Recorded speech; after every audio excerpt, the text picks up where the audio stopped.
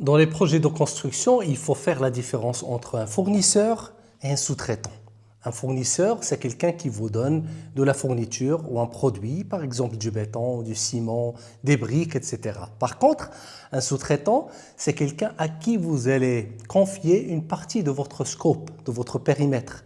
Vous avez un certain nombre de travaux dans le contrat et vous décidez, et je souligne bien le mot décider, vous décidez de confier une partie de ces travaux-là à un sous-traitant, à une partie externe. Il faut justifier ce recours à la sous-traitance. C'est extrêmement important.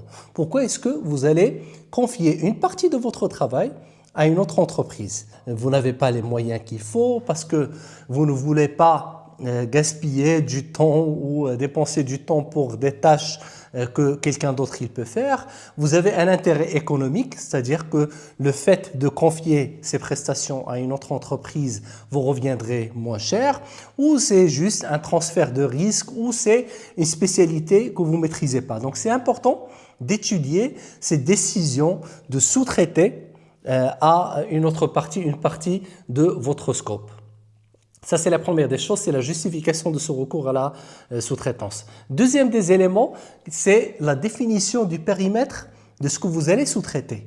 Donc, il faut être clair et dire, par exemple, pour ce bâtiment, je vais sous-traiter la partie étanchéité du bâtiment A, B et C, et je vais laisser les autres pour mes équipes qui vont les réaliser. Donc, c'est important de maîtriser le périmètre et de faire le quantitatif de ce que vous allez confier à une autre entité. Définir quels sont les critères de celui qui va réaliser ce travail. Quelles sont les conditions que vous allez demander à cette partie à laquelle vous allez sous-traiter. Parce que n'oubliez pas que la responsabilité, elle reste chez vous. Même si vous confiez ces travaux à une autre entreprise, vous restez le responsable parce que c'est juste un sous-traitant de votre périmètre.